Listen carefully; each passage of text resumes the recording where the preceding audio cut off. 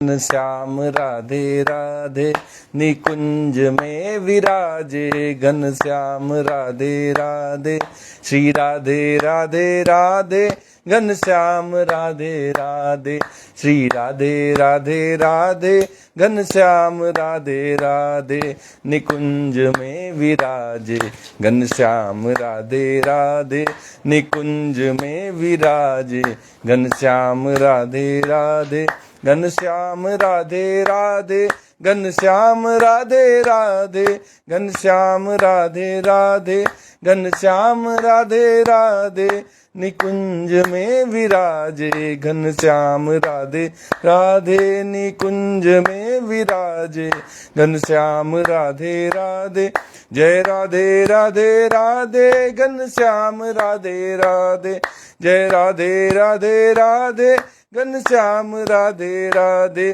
निकुंज में विराजे, घन श्याम राधे राधे, निकुंज में विराजे, घन श्याम राधे राधे, निकुंज में विराजे, घन श्याम राधे राधे। जय श्री कृष्णा। आज की श्रीमद् भागवत कथा में आप सबका स्वागत है। द्वितीय स्कंद के तीसरे अध्याय की कथा श्रीमद् भागवत महापुराण की चल रही है। श्री शौनक जी सूत जी महाराज से प्रश्न पूछते हैं। शौनक उवाच, शौनक जी ने कहा, सूत जी, इत्यभिव्याहृतं राजा निशम्य भरतर्षभा, किमन्यत् पृष्ठतवान् भूयो वैयासकी मृषिम कविम। शौनक जी कह रहे हैं कि हे सूत जी, राजा परीक्षित ने श्री सुखदेव जी की ये बात सुनकर उनसे और क्या पूछा। जब श्री सुखदेव जी महाराज ने राजा परीक्षित से कहा कि जब कोई व्यक्ति भगवत भक्तों से भगवान की लीला कथाओं को सुनता है तो उसे दुर्लभ ज्ञान की प्राप्ति हो जाती, जिससे संसार सागर की त्रिगुणमयी तरंगमालाओं के थपेड़े शांत हो जाते हैं। हृदय शुद्ध होकर आनंद का अनुभव करने लगता है। इंद्रियों की उनके विषयों में आसक्ति नहीं रह जाती। कैवल्य मोक्ष का सर्वसम्मत मार्ग भक्ति योग प्राप्त हो जाता है। भगवान की ऐसी रसमयी कथाओं का चस्का अगर किसी को लग जाए तो फिर उसे तो भगवान से प्रेम हो ही जाता है। जब ये सब बातें श्री सुखदेव जी महाराज ने राजा परीक्षित से बताई तो शौनक जी कह रहे हैं सूत जी से कि इसके बाद भी क्या राजा परीक्षित ने श्री सुखदेव जी महाराज से कुछ पूछा। शौनक जी कहते हैं कि वे तो सर्वज्ञ होने के साथ साथ ही मधुर वर्णन करने में भी बड़े निपुण थे। श्री सुखदेव जी महाराज सर्वज्ञ थे, सब कुछ जानने वाले। और सब कुछ जानने वाला भी जरूरी नहीं है कि अपनी जानी हुई बातों को ठीक ठीक तरीके से सरल शब्दों में सहज भाव से अभिव्यक्त कर सके। लेकिन सुखदेव जी महाराज के अंदर यह भी बड़ी खूबी थी कि वे अपनी बातों को, अपने ज्ञान को कथाओं के माध्यम से बड़े ही सरल ढंग से मधुर मधुर शब्दों में वर्णन करने में बड़े निपुण थे। उनकी इसी काबिलियत की तरफ, उनकी इसी निपुणता की तरफ इशारा करते हुए शौनक जी श्री सूत जी महाराज से प्रश्न पूछ रहे हैं। कहते हैं, एतत् श्रूयताम विद्वन सूतनो हरसि भासितुम, कथा हरि कथोदरकाः सताम स्युः सदसि ध्रुवम। शौनक जी कहते हैं कि सूत जी, आप तो सब कुछ जानते हैं, हम लोग उनकी वह बातचीत बड़े प्रेम से सुनना चाहते हैं। श्री सुखदेव जी महाराज और राजा परीक्षित के बीच क्या बातचीत हुई, आप कृपा करके हमें अवश्य सुनाइए। क्योंकि संतों की सभा में ऐसी ही बातें होती हैं जिनका पर्यवसान भगवान की रसमयी लीला कथाओं में ही होता है। चाहे संतों के समाज में कथा कहीं से प्रारंभ हो, चर्चा कहीं से प्रारंभ हो, उस चर्चा में कहीं ना कहीं भगवान की रसमयी लीलाओं का तड़का जरूर लगता है, लीला कथाएं जरूर सुनाई जाती हैं। इसलिए भगवान की लीला कथा सौनक जी को भी सुनने को मिलेगी। वे श्री सूत जी महाराज से आग्रह करते हैं कि वे सुखदेव जी महाराज और राजा परीक्षित के बीच का संवाद उन्हें सुनाएं। सवै भागवतो राजा पांडवेयो महारथा बाल क्रीडन कई क्रीडन कृष्ण कीडाम य आददे। सौनक जी कहते हैं कि पांडुनंदन महारथी राजा परीक्षित बड़े भगवत भक्त थे। बाल्यावस्था में खिलौनों से खेलते समय भी वे कृष्ण लीला का ही रस लेते थे। ऐसे राजा परीक्षित के जब उनकी चर्चा जो श्री सुखदेव जी महाराज के साथ हुई है उसको हम सुनेंगे तो निश्चित रूप से उसमें भगवान श्री कृष्ण की लीलाओं का ही वर्णन मिलेगा। वैयासकिश्च भगवान वासुदेव परायणः उरुगाय गुणोदाराः सतां स्युर्हि समागमे। सौनक जी कहते हैं कि भगवन्मय श्री सुखदेव जी भी जन्म से ही भगवत परायण हैं। ऐसे संतों के सत्संग में भगवान के मंगलमय गुणों की दिव्य चर्चा अवश्य ही हुई होगी। इसलिए सौनक जी बार बार श्री सूत जी महाराज से आग्रह कर रहे हैं कि मुझे बस उन दोनों के बीच हुई बातचीत के विषय में विस्तार से बताइए। उनको पूरा भरोसा है। कहते राजा परीक्षित तो भगवत भक्त हैं। बचपन में भी जब वो खेलते थे उसमें भी भगवान की लीलाओं का ही वर्णन होता था, उसमें भी भगवान की लीलाएं ही होती थीं। और दूसरी तरफ जो श्री सुखदेव जी महाराज हैं वे तो भगवत परायण हैं। ऐसे में जो भी चर्चा श्री सुखदेव जी महाराज के मुख से निकलेगी उसमें निश्चित रूप से भगवान की ही लीलाओं का वर्णन होगा। आयुर्हरति वै पुंसाम उद्यन्नस्तं च यन्नसौ तस्यर्ते यत्क्षणो नीत उत्तम श्लोक वार्तया। सौनक जी कहते हैं कि जिस व्यक्ति का समय भगवान श्री कृष्ण के गुणों के गान अथवा श्रवण में व्यतीत हो रहा है उसके अतिरिक्त सभी मनुष्यों की आयु व्यर्थ जा रही है। ये भगवान सूर्य प्रतिदिन अपने उदय और अस्त से उनकी आयु छीनते जा रहे हैं। हमारा ये जो अति दुर्लभ मनुष्य जन्म है ये भगवान श्री कृष्ण को प्राप्त करने के लिए ही हम सबको मिला है। ऐसे में जो भगवान की भक्ति कर रहे हैं, भगवान से प्रेम कर रहे हैं, भगवान की लीला कथाओं को सुन रहे हैं, कह रहे हैं, उनके अतिरिक्त जो संसार में ही रचे बसे हुए हैं उन सब की ओर इशारा करते हुए सौनक जी कहते हैं कि उन सब मनुष्यों की आयु व्यर्थ में चली जा रही है। वे केवल सूर्य भगवान को उदय होते देख रहे हैं, अस्त होते देख रहे हैं और उनकी आयु ऐसे ही क्षीण होती जा रही। तरवः किम न जीवन्ति वस्त्रा किम न स्वसन्त्युत न खादन्ति न मेहन्ति किम ग्राम पशवो परे।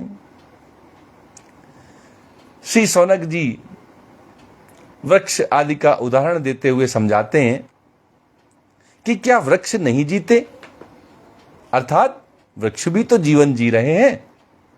क्या लुहार की धौंकनी सांस नहीं लेती? धौंकनी में भी तो सांस आ रही है, उसमें भी तो उतार चढ़ाव सांस के जैसे चल रहे हैं। और कहते हैं कि गांव के अन्य पालतू पशु क्या मनुष्य पशु की तरह खाते पीते और मैथुन नहीं करते? जो पालतू पशु हैं वो भी तो यही कर रहे हैं, खा रहे हैं, पी रहे हैं, मैथुन कर रहे हैं। ऐसे में अगर मनुष्य भी केवल यही कर रहा है तो मनुष्य और पशु में क्या अंतर रह जा रहा है? ऐसा मनुष्य बिना पूंछ का, बिना सींग का पशु ही है। ऐसा शौनक जी सूत जी महाराज से कहना चाह रहे हैं। स्वाविड्वाराहोष्ट्रखरैः संस्तुतः पुरुषः पशुः न यत् कर्ण पथोपेतो जातु नाम गदाग्रजः। शौनक जी कहते हैं कि जिसके कान में भगवान श्री कृष्ण की लीला कथा कभी नहीं पड़ी, वह नर पशु, कुत्ते, ग्राम सूकर, ऊंट और गधे से भी गया बीता है। इनसे भी गया गुजरा है वो व्यक्ति जिसके कानों में कभी भगवान श्री कृष्ण की लीला कथा नहीं पहुंची। कैसे वो मनुष्य पशुओं से, कुत्तों से, सूअरों से, ऊंट से, गधे से गया गुजरा है? दो बातें इसके विषय में कही जा सकती हैं। पहली कि कुत्ते, सूअर, ऊंट, गधे भी कभी कभी खाने की ही तलाश में सही कथा पांडाल के आसपास आ जाते हैं। ऐसे में उनके कान में भी तो भगवान की कथा पड़ जाती। वो उन मनुष्यों से श्रेष्ठ हैं जिनके कान में कभी भगवान की कथा नहीं पड़ी। और दूसरा, जो पशु योनियां हैं वो तो अपने पुराने जन्मों के भोग भोगने के लिए प्राप्त हुई। उनके पास भोग भोगने के अलावा और कोई दूसरा चारा नहीं है। लेकिन मनुष्य तो हमेशा इस बात के लिए स्वतंत्र है कि वो क्या रास्ता चुनता है। उसको केवल भोगने के लिए योनि नहीं मिली है, वो तो अपने जन्म मरण के चक्र को चाहे तो समाप्त भी कर सकता है इसी जीवन में। ऐसे में अगर उसके कान में भगवान श्री कृष्ण की लीला कथा नहीं पड़ रही है, अगर वो भगवान के गुणगान नहीं कर रहा है, तो फिर वह इन पशुओं से, कुत्तों से, सूअरों से, गधों से, ऊंटों से भी गया गुजरा ही है।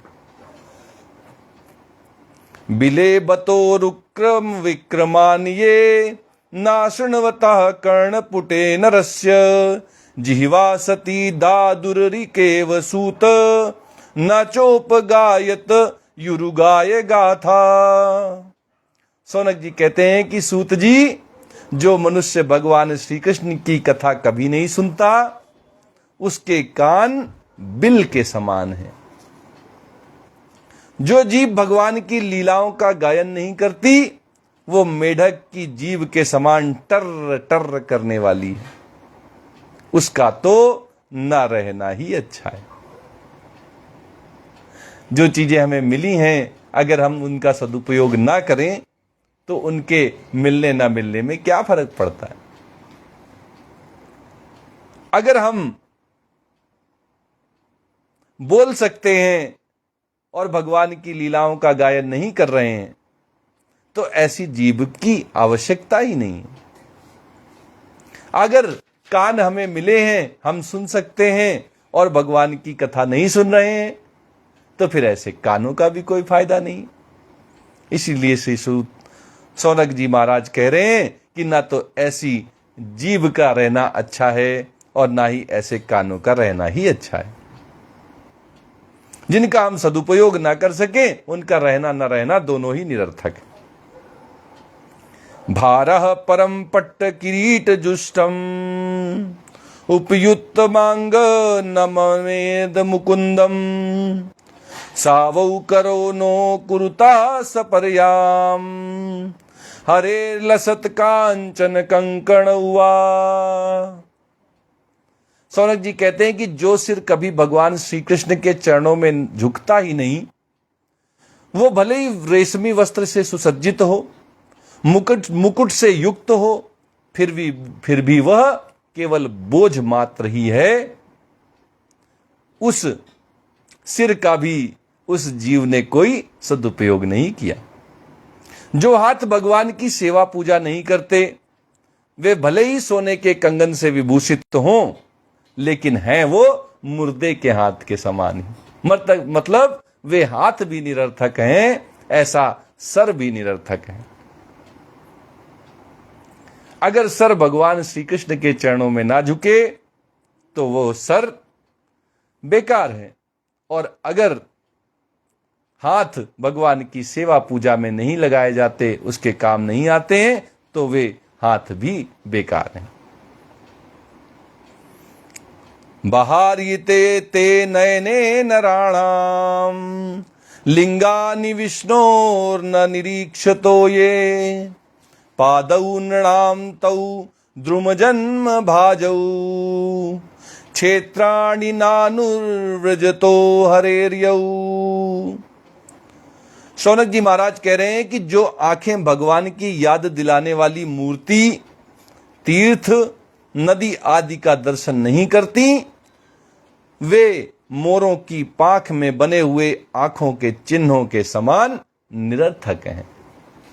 मोर का पंख तो देखा होगा, उस मोर के पंख में भी आंख जैसी आकृति होती है, लेकिन उसका कोई उपयोग मोर अपने जीवन में नहीं कर पाता, उससे देख नहीं पाता। अगर कोई मनुष्य आंखें होते हुए भी भगवान की मूर्ति का, श्री विग्रह का दर्शन नहीं करता, तीर्थों में जाकर भगवान के भक्तों को नहीं देखता, नदी में जाकर स्नान नहीं करता, भगवान को जल अर्पित नहीं करता, तो ऐसी आंखें होने न होने में भी कोई फर्क नहीं।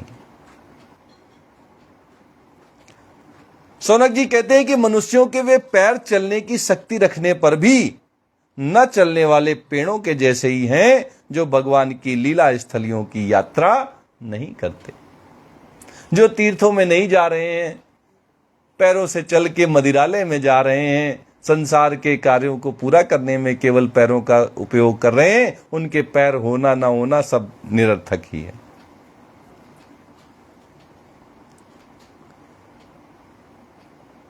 जीवन छवो भागवतांग्रि रेणुम न जातु मृत्योभिलभेत यस्तु श्री विष्णु पद्या मनुजस्तु लस्या स्वसच्छवो यस्तु न वेद गंधम।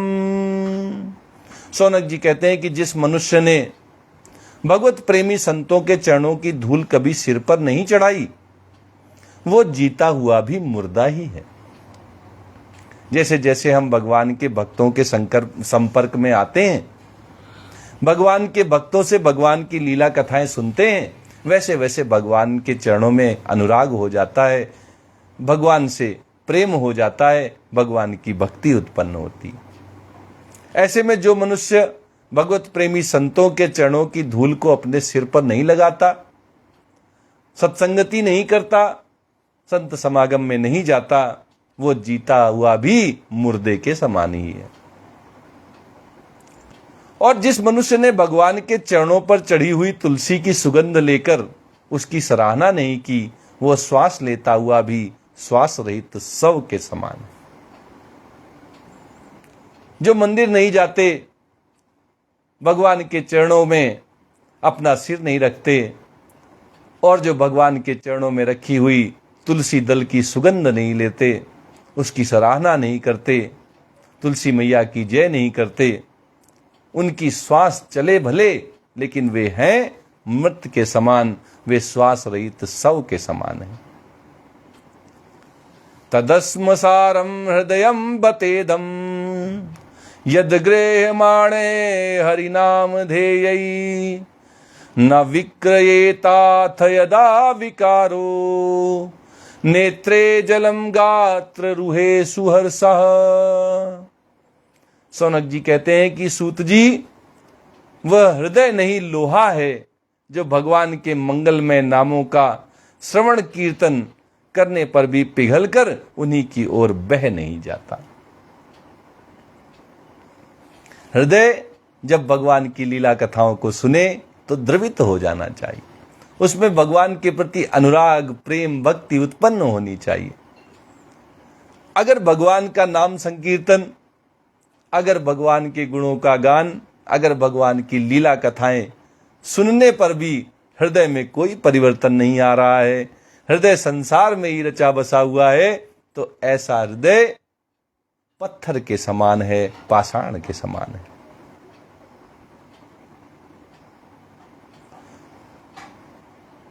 सौनक जी कहते हैं कि जिस समय हृदय पिघल जाता है उस समय नेत्रों में आंसू छलकने लगते हैं और शरीर का रोम रोम खिल उठता है। ऐसा अगर हमारा हृदय नहीं कर रहा है, अगर भगवान की लीला कथाएं सुनकर हृदय में कोई परिवर्तन नहीं आता, आंखों से आंसू नहीं छलकने लगते, अगर भगवान की लीला कथाओं को सुनकर शरीर का रोम रोम नहीं खिल उठता, तो फिर ऐसा हृदय पत्थर के समान ही है। उसको होना और ना होना सब बराबर है।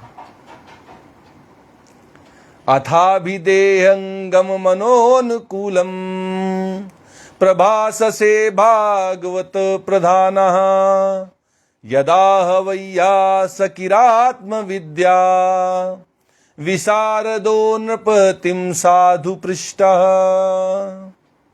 सौनक जी कहते हैं कि प्रिय सूत जी, आपकी वाणी हमारे हृदय को मधुरता से भर देती है। आप जब भगवान की लीलाओं का, कथाओं का विस्तार से वर्णन करते हैं तो हमारे हृदय मधुरता से भर जाते हैं। इसलिए भगवान के परम भक्त आत्मविद्या विशारद श्री सुखदेव जी ने परीक्षित के सुंदर प्रश्न करने पर उसको जो उत्तर दिए, जो कुछ कहा, वह संवाद आप कृपा करके हम लोगों को सुना दीजिए। ये सारी की सारी भूमिका जो है सौनक जी ने केवल और केवल श्री सुखदेव जी और राजा परीक्षित के बीच का संवाद सुनने के लिए कही। और सूत जी को ये सब बातें तो पहले से पता है जो सौनक जी बता रहे हैं। सूत जी तो बड़े विद्वान हैं, तभी तो उनको ऊपर गद्दी में बैठाकर सौनक आदि 88,000 ऋषि उनसे भगवान की लीला कथाएं सुन रहे हैं, भागवत जी की कथा सुन रहे हैं। ऐसे में अगर सौनक जी सूत जी महाराज को भगवान की लीला कथाओं को ना सुनने वाले व्यक्ति की मुर्दे से, पशुओं से ये जो तुलना करते हुए हम सुन रहे हैं, ये वास्तव में सौनक जी हम सबसे चर्चा कर रहे हैं, हम सबको आगाह कर रहे हैं कि अगर हमारी वाणी भगवान की कथाओं को कहने में, भगवान के कीर्तन करने में, नाम जप करने में नहीं लग रही है तो वाणी बेकार है। हमारे सर अगर भगवान के चरणों में नहीं झुक रहे हैं तो सर बेकार है। हाथों से अगर सेवा नहीं हो रही है, भगवान के कार्य नहीं हो रहे हैं तो हाथ बेकार है। अगर हम पैरों से चलकर मंदिर नहीं जा पा रहे हैं, तीर्थों में नहीं जा पा रहे हैं तो पैर बेकार है। जो भी इस संसार में हमें प्राप्त हुआ है, इस शरीर के रूप में हमारे पास है, अगर हम उस सब को भगवान के चरणों में समर्पित कर दें, भगवान के प्रेम में, भगवान की भक्ति में मग्न हो जाएं, तो हमारा जीवन चरितार्थ हो जाएगा। इस जीवन का जो लक्ष्य है उसे हम प्राप्त कर लेंगे। लेकिन अगर हम केवल संसार में धन, वैभव, लक्ष्मी इन्हीं के चक्कर में पड़े रह गए तो हम मनुष्य जन्म पाकर भी अपने जीवन के सर्वोच्च लक्ष्य को प्राप्त नहीं कर पाएंगे। यही सौनक जी सूत जी के माध्यम से हम सब को बता रहे हैं। इस तरह श्रीमद् भागवत के द्वितीय स्कंद के इस तीसरे अध्याय का समापन होता है। इति श्रीमद् भागवते महापुराणे पारमहंस्याम संगीतायाम द्वितीय स्कंदे तृतीयोध्याय। आज की कथा यहीं तक कही जाएगी। आइए भागवत जी की आरती करते हैं और आज की कथा को यहीं विराम देते हैं।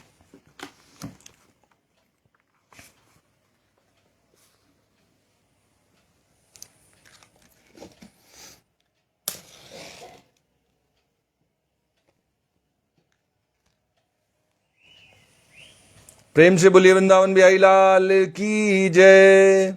श्री भागवत भगवान की है आरती, पापियों को पाप से है तारती। श्री भागवत भगवान की है आरती, पापियों को पाप से है तारती। ये अमर ग्रंथ, ये मुक्ति पंथ, ये पंचम वेद निराला, नव ज्योति जलाने वाला। ये अमर ग्रंथ, ये मुक्ति पंथ, ये पंचम वेद निराला, नव ज्योति जलाने वाला। हरि नाम यही हरि धाम यही, हरि नाम यही हरि धाम यही, यही जग मंगल की आरती, पापियों को पाप से है तारती। श्री भागवत भगवान की है आरती, पापियों को पाप से है तारती। ये शांति गीत पावन पुनीत, पापों को मिटाने वाला, हरि दरस दिखाने वाला। ये शांति गीत पावन पुनीत, पापों को मिटाने वाला, हरि दरस दिखाने वाला। ये सुख करनी ये दुख हरिणी, ये सुख करनी ये दुख हरिणी, श्री मधुसूदन की आरती, पापियों को पाप से है तारती। श्री भागवत भगवान की है आरती, पापियों को पाप से है तारती। ये मधुर बोल जग फंद खोल, सन्मार्ग दिखाने वाला, बिगड़ी को बनाने वाला। ये मधुर बोल जग फंद खोल, सन्मार्ग दिखाने वाला, बिगड़ी को बनाने वाला। श्री राम यही घन श्याम यही, श्री राम यही घन श्याम यही, यही प्रभु की महिमा की आरती, पापियों को पाप से है तारती। श्री भागवत भगवान की है आरती, पापियों को पाप से है तारती। श्री भागवत भगवान की है आरती, पापियों को पाप से है तारती। प्रेम से बोलिए वृंदावन बिहारी लाल की जय, राधा रमण सरकार की जय, राधा वल्लभ लाल की जय। जय श्री कृष्णा, जय श्री कृष्णा।